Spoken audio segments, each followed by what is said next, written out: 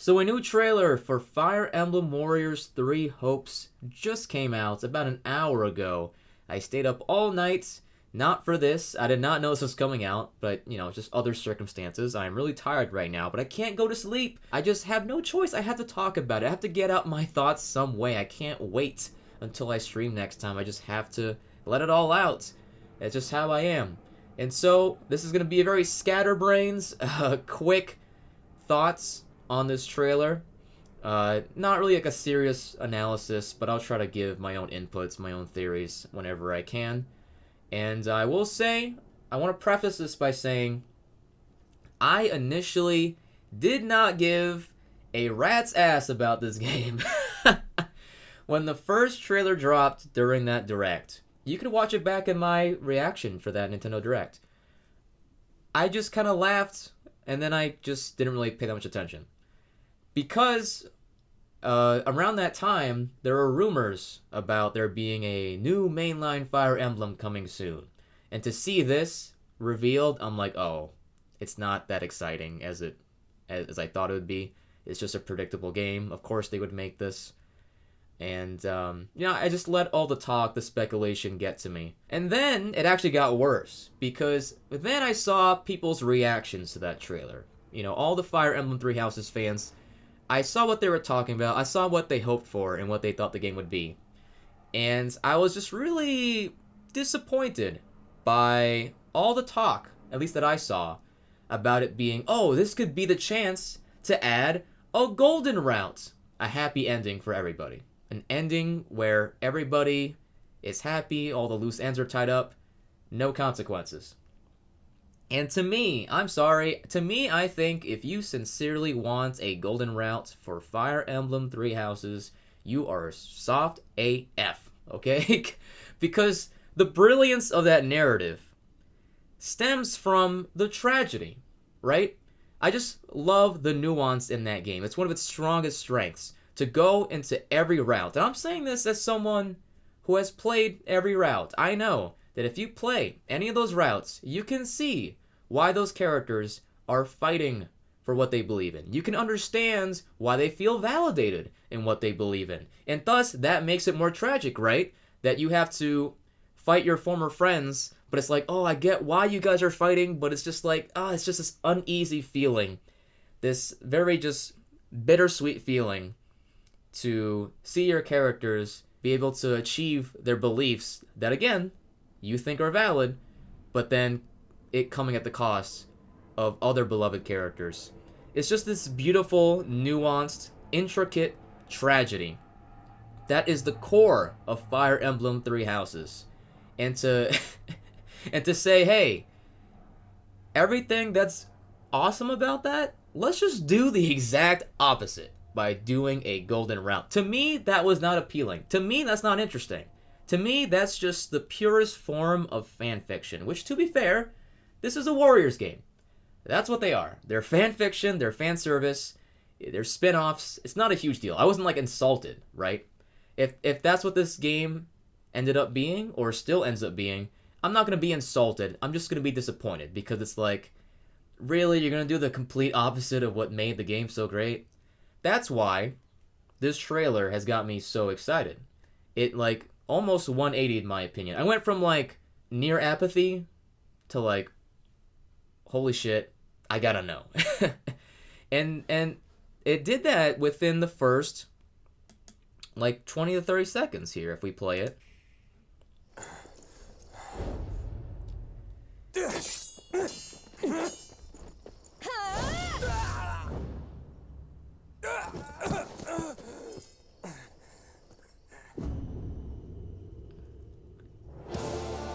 Oh, this build-up is so good. It's just one merc. That's such a damn good introduction to a trailer, just to show the twist right away. It just every expectation, every assumption that you had from that first trailer just completely flipped on its head. It's not only great just because it's surprising.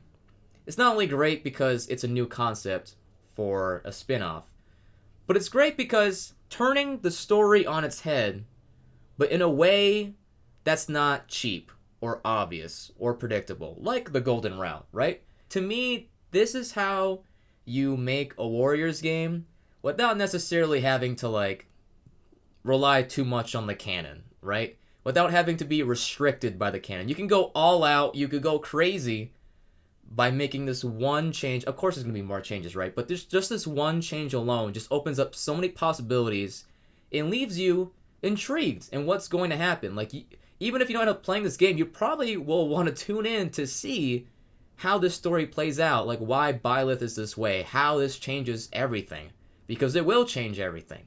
And, like, to me, that's how you do it.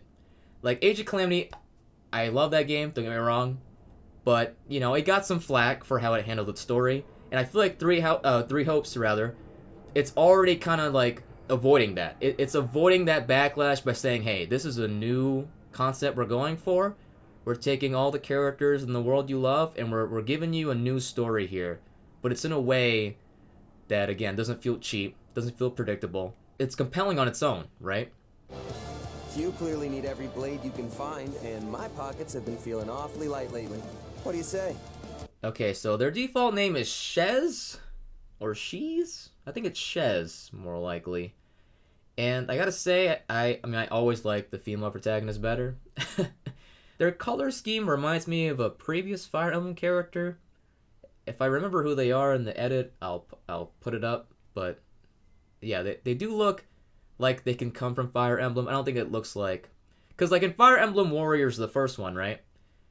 The two blonde kids, I didn't dislike them, but they definitely felt like, okay, this is a Warriors OC. Whereas, like, if you show me these two characters, I'd say, okay, that looks like they could be from a mainline Fire Emblem game. So that's good. I need to get They chose the guy, which is the wrong choice, but that's okay. stronger if I'm gonna do what I need to. Here it comes! So this also threw me for a loop. I did not expect there to be 3 different paths. When I saw Byleth as the antagonist, I'm like, okay, everyone's gonna team up to defeat them. But now they're saying there's 3 diverging paths, so maybe they all end up uniting anyway, and this is just like who your main characters are for the majority of the story. That's honestly probably the most likely explanation. And it's also notable that they all have different names. Like, the Black Eagles are now the Scarlet Blaze. And it makes sense, right? The Black Eagles, they're called that because they're associated with the monastery. They were students. Now they're not students. At least it seems that way. It seems to heavily imply that this is at least past the pre-time skip era of Three Houses. We'll talk a little more about that later. Counting on you as always in the battles to come. Let us walk forward on this path and see where it takes us. Music's fantastic, by the way. Azure Gleam, my boy Dimitri. And Dedu. And so we shall, now and always. That's House. I love how you can bump into someone in the Golden woods one night and Wildfire. suddenly you're living under the same roof the next. These names are so Now anime. that's what a battle-hardened mercenary should sound like. Oh, Hilda. Maybe I'll Hilda's just great. let you handle all the So many hacky-slashy just stuff. fantastic characters in this universe. All this bloodshed. Will it never come to an end? My poor baby flame. Okay, so here's how the map is structured. I don't think it's gonna be, like, too special, honestly. I think it's just kind of like, okay. Well, you see a little bit later, too. You just kind of pick where you want to go, what battle you're going to next, or, like, if you're going to train your allies. I mean, they show more of it in the trailer, so I should let it play for now. Side quest 2. Similar to the side missions you have in Three Houses. Alright, hold on. So let's zoom in right here. So I was reading this text of the mission descriptions. These are the main missions, it seems like. So this one's enemy level 8, and the next one's level 10. So this is very early on in the story. This one's prepare for the conquest of Garreg Mach. Clear a path for the conquest of Garreg Mach by defeating the Church of Seros' army. That is peculiar right away. So you're starting out, you're essentially starting out this adventure by defeating the Church of Seros. This one is the Imperial army arrives at Garreg Mach Monastery. The time has come to sack the seat of the Central Church. Now this is interesting because this description actually fits one of the battles in Three Houses. This to me sounds like a direct adaptation, whereas the previous one didn't necessarily jump out to me. This battle might exist in Three Houses already, but it's not actually a battle. I think they're going to explore more of what happens during that pre-time skip era. Towards the ends. Obviously, a bunch of mechanics from Three Houses will transition over. Don't really got to go into that. I mean, it's kind of like a given, right? They're not going to be exactly the same, of course. They're great at taking the mechanics from the base game and translating it to Warriors or Musou format. And I have no doubts that they'll do the same here. Even Fire Emblem Warriors, I thought that game was kind of underrated in how it implemented Fire Emblem mechanics to it. Like, you'd have the weapon triangle, you'd have classic mode. I played the original Warriors for Fire Emblem on hard mode, classic mode, and that was intense. It was awesome. Just other things like that, the supports. So, I mean, I've already seen that they do well with the Fire Emblem mechanics in Warriors games. So I have even more confidence that they'll do the same here. Okay, so right here, we have Monica. I believe Monica showed up in the first trailer. If I'm wrong about that, my bad, because the first trailer, like I said, I was not too high on it, so I forgot a lot of things about it. But I'm pretty sure Monica was there, and this is just further proof that, hey, Monica's here. She's a mage, level 6. Okay, so this feeds my idea that, like, you're on the Imperial Army side at the beginning. I don't know if that would change based on the route you pick. I wouldn't be surprised if, like, the first few missions are the same and then you diverge. But this might be a sign that, hey, yeah, you do start on the... What is it? The Blazing Glory, whatever. I don't remember. Look, this trailer just came out. How am I supposed to know? But yeah, again, this shows more about the Fire Emblem Three Houses mechanics. You can order them to go places. You can have the adjutants. Okay. You got my back? There! Careful! Adjutants coming in clutch. Yeah. Partner We'll specials. do it together! That's cute. So this is cool. Battle prep. So this was actually revealed to me, not specifically to me, but I just happened to see it. On Amazon, I think Japan, they had a screenshot of the base camp. We'll see a shot of it later with Dimitri and Mercedes.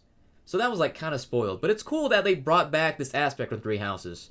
Being able to, I mean, it won't be as expansive as the monastery. I mean, it just won't. But just having that feeling of like being able to talk to your teammates, have unique dialogue after every battle, see their reactions. Because like, I know it's a lot to digest, but sincerely, like some of the best character development in Three Houses took place in the monastery. I'm sure you'll get plenty of like developments through the dialogue in these base camps. Character building, world building, all that. So of course, similar to what you can expect from Three Houses. Now what I gotta say right here, I think it is so comical that the text is enlarged. They zoomed in on that text. So a common complaint about Three Houses is that the text is very small. Like if you played Three Houses on handheld mode, you might have a hard time like seeing the text because it's just very tiny for whatever reason. So they just like blew it up so much. I honestly laughed out loud when I noticed that. So here's Lawrence and Claude. You know them. Dastardly duo. Here's the screenshot I mentioned earlier of Mercedes and Dimitri. I think it's going to be like a humble abode, you know? Not huge. Not going to take like an hour of your life, like the monastery every time. But it's going to be big enough that you feel like you're getting some worthwhile content, some worthwhile dialogue. This world cries out for change, while you keep it shackled to the past. Alright. I feel bad, because I don't know who the hell this is. He kind of looks like Claude, but evil. I feel like I should know who this guy is. He might be like one of the older dudes who got killed. I feel like a fake fan for not knowing who this is. Can finally avenge all of... Hold on, here's Dimitri just being a badass by like flicking off this magical attack. To all of those who have fallen. Am I gonna be next? He's Dimitri, You were the and he cog deserves that was it. missing from the turn wheel. The one final... So this is interesting. So you're saying your OC is a mercenary who was meant to fade into the waves of history. This is going to feed into my theory later on. I'm just putting the pieces together for you guys so you can keep in mind. urged me to act. Trust me. Okay, so this character right here, this is kind of like a 1+1 kind of theory I have. I think they're going to be like Hilda's brother. And I think I'd love that because, like, he is literally mentioned so many times and then they just has no presence. I think it was a crime. It was messed up. Remember, Yeah, it seems like the route it's going to really determine. Again, like, you can look at these cutscenes, you see the bond you have with the lords. I really feel like the story doesn't actually change much. You're just changing your cast of characters. That's my guess. That's my guess. And granted, I do think all the characters from Three Houses that were playable will be playable here.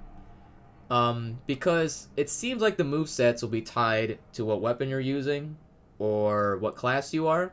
Easier compared to, say, like Age of Calamity, where like each character had a few weapons and they were all unique to them, right? That's way more dramatically different between each character than what they could do here, where, hey, whatever moveset you have, it's just based on whatever class and weapon you have. And then we can have all these characters just have their own stats or abilities. You know, their crests, I'm sure, will have some sort of tangible effect in battle. So to me, it's like almost guaranteed that all the characters that we loved back in Three Houses will be playable in some sort of fashion. This includes Byleth. When I was talking about Byleth being an antagonist, if you thought that meant they weren't playable, I mean, I don't know if you ever played a Musou game, because if you did, you should not have had that concern. remember, we're partners in destiny. Alright, so when I saw this, I thought it was like Edelgard. I'm like, why she look like Edelgard? But like, what happened? But if we look on the box art, which we will see. By the way, I said it before, the music is a banger. That soundtrack, the remixes, so freaking good. Man. Gonna be one hell of a fight, especially if the Ashen Demon is here. Oh, I like love a this. smidge of what I've heard about that fella. Or was it a woman? I love how ominous they make Byleth. But yeah, here's the box art. So we see that character earlier, who I thought looked like Edelgard at first, is like going against Sothis on the box art. That to me says that they're the companion of the OC. This is where my theory starts to come in. I think it's going to open up similarly to how Three Houses opened up. So if you remember from Three Houses, you do like one mission as a mercenary. And then at the end of that mission, you almost die, but then Sothis saves you. I think it's going to be the same here. Even the background, the scenery is similar, right? I think you're going to get washed up by Byleth. And then before you die, this character will like show up and save you, much like Sothis did. Now, if you remember, Sothis saved you by rewinding time. Sothis could not rewind time like years or months or weeks. It was more like a moment. But I think this character is going to have that ability, but the opposite. So instead of rewinding time to a moment ago, I think they can fast forward time, but a long time later. So I think what's going to happen is that this mercenary, they're going to disappear, right? And that's why the text says, a mercenary who was meant to fade into the waves of history. I think they literally get zapped away by that character, sent into the future of an alternate timeline. I don't think it's going to be the same timeline as Three Houses. Or maybe they'll act like it is, but, you know, this game is just not canon. Either way, they're going to get sent to the future right before the pre-time skip ends. Sorry, it's hard to describe without spoiling it. But it's going to be around that time where the pre-time skip would end, right? And this is where the mystery comes in, because we don't know why Byleth has gone rogue. I don't think Byleth in this game was always evil. I have nothing to back that up, really. It seems like maybe they were always evil in this universe, this alternate timeline. But you gotta remember, Byleth was called the Ashen Demon when they started being a mercenary. And so that's why I think this scene right here happens early, where you're still before Byleth has gotten the sort of the creator. And it's also before Byleth has started to show more emotion. I think you just get wrecked by them during their mercenary days while they're known as the Ashen Demon, but while you're sent away to the future, something happens, whether it's just an alternate timeline where they're evil, or maybe they get possessed by something, or maybe they just get negatively influenced by a faction that we don't know yet, or just, there's many kind of possibilities that can happen. But the point is, while you're sent away to the future, they take over the Church of Seros, and they just end up dominating the land. And that's why you have these new names for the routes, because obviously, they're not going to be named after their monastery group names, house names, because they're not in school. But it's also because they're not these huge nations, right? I don't think they're going to be these huge militaristic powers. Byleth is going to take over so hard, they're just their own kind of small, like, hey, this is me and my friends, and we're just trying to live out here. And then that's when you see, oh, snap, that person who wrecked me earlier, now they're evil. I always knew it. And you're going to go to one of these 3 leaders, and you're going to be like, hey, we should probably do something about this, because they took over the Church of Seros, and they're running rampant. And then one of the leaders will be like, hey, I don't know why they didn't always used to be that way. I'm trying to tell you, they used to be good. They used to be my friend. But then so-and-so and whatever happens. And then it'll be complicated because you're like, no, they were always evil. But then you start to see signs of them maybe being nice. And like, I can't defeat them because my friend likes them. And it's like, it's complicated. That's the story of Fire Emblem Warriors 3 Hopes. I hope you enjoyed watching this. I need to go to bed. And I'm excited. June 24th. I felt so just not excited for this game that I didn't even know it was coming out on June 24th till like a couple days ago.